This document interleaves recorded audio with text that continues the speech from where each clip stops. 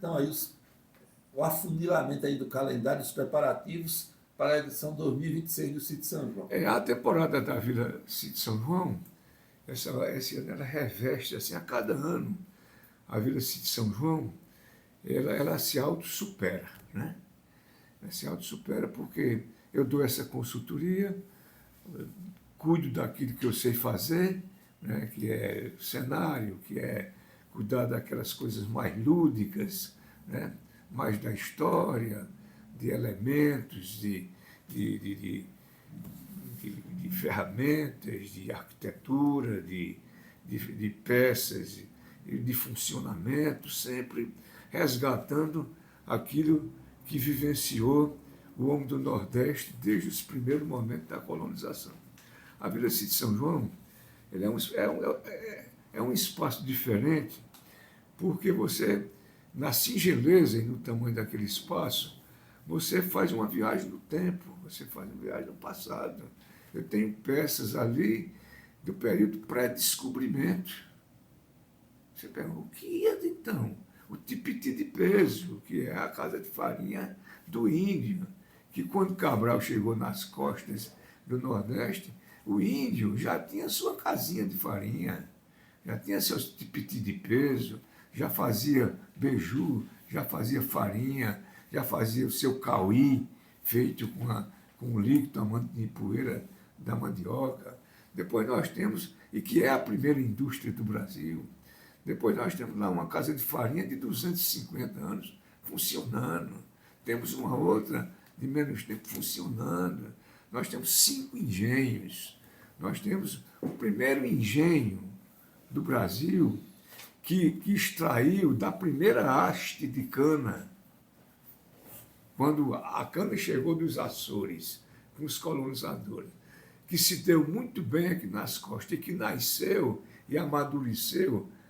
O primeiro pezinho de cana, ele fez seu engenhozinho de madeira tosca para extrair o suco da cana e já fazer aí a sua primeira rapadura, né? Então nós temos isso, Ari, até funcionando com personagens vindas do interior, do campo, que trabalham em engenhos, todos bem vestidos. Lá você toma caldo de cana, lá nós produzimos rapadura, né, feita na hora, você degusta uma rapadura feita na hora, a cachaçinha saindo no alambiquezinho ali, os pinguinhos, né? As pessoas degustam, você tem a farinhada, lá se faz o beiju, se faz a farinha. Esse ano nós vamos fazer o cauí da mandioca, a cachaça da mandioca, para quem quiser provar. Nós temos uma igreja que cabe... É muito diferente o gosto desse cauí? É diferente um pouco, mas pega como a cachaça. Ela era a cachaça do índio, né?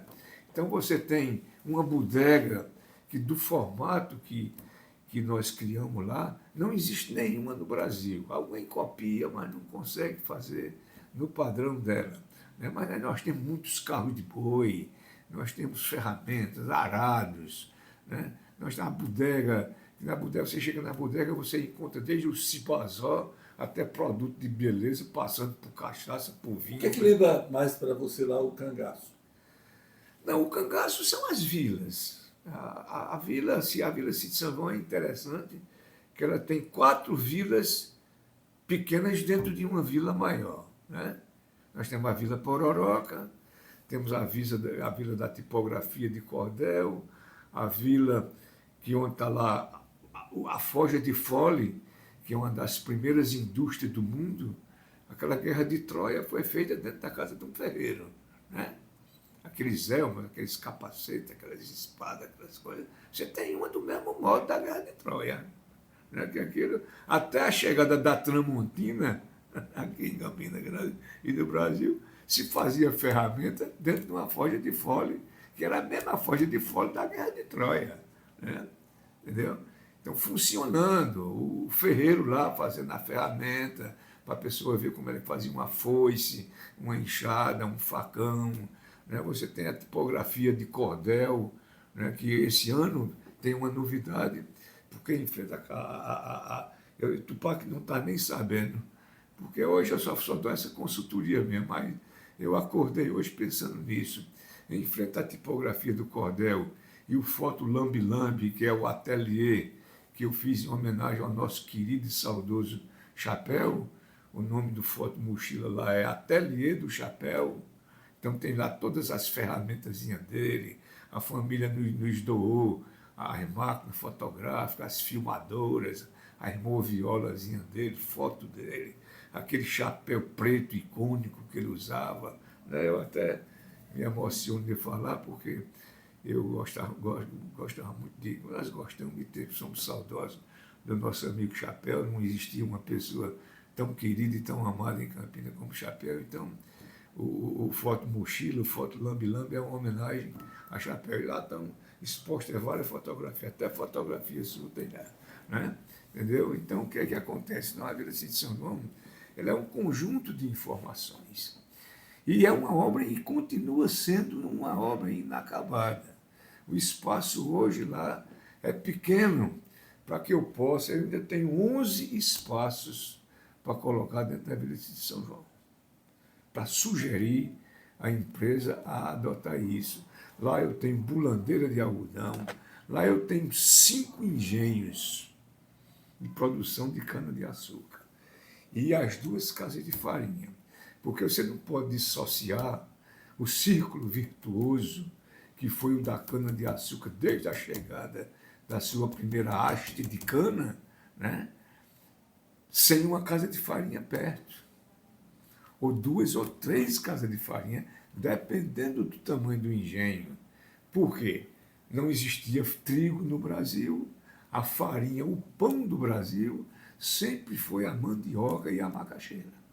Que você faz farinha tanto da mandioca como da macaxeira, né? Então, lá tem um ciclo completo. Então, eu estou colocando, nós estamos colocando QR Code em cada espaço daquele.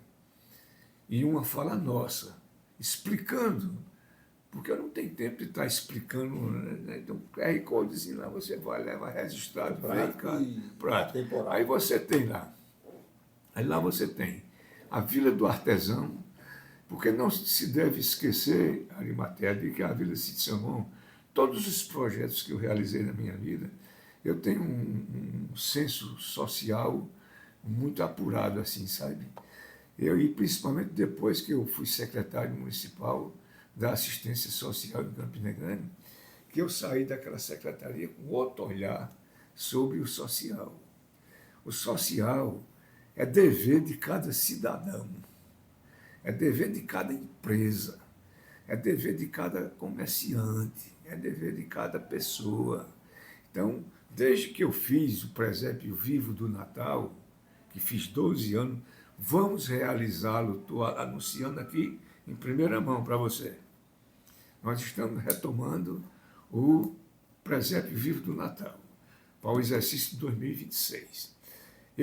Nós já arrecadávamos alimentos para distribuição com as instituições filantrópicas. E a Vila Cid São João criou um ingresso social. Quem pretender ter acesso à Vila Cid São João, para diminuir o ingresso, ele leva 1 quilo de alimentos. Ano passado, foram arrecadados 60 toneladas de alimentos. Foram 5 carretas de alimentos. Não teve uma instituição filantrópica de Campina Grande que ficasse sem receber os seus alimentos.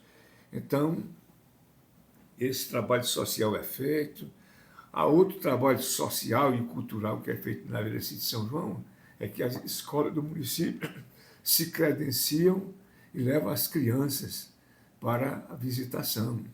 Agora lá nós recebemos idosos, né? Autistas, Instituto dos Cegos, todos eles nos visitam, né? Entendeu como é? E nós temos lá um outro braço social também, que é a Vila do Artesão, né? O Vilarejo do Artesão, onde tem um trabalho numa parceria com o Sebrae, quando as pessoas participam lá e vendem seus produtos sem custos, né? E mais.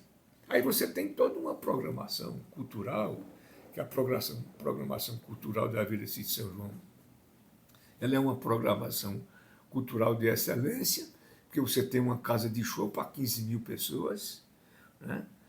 Está sendo ampliada agora, entendeu? Você tem a parte do forró de Zé Lagoa para baixo, é a parte mais cultural, é para quem gosta do forró, do shot, do baião, do chachado, do maracatu, do grupo folclórico, né? Enfim, do trio de oito baixo e tal.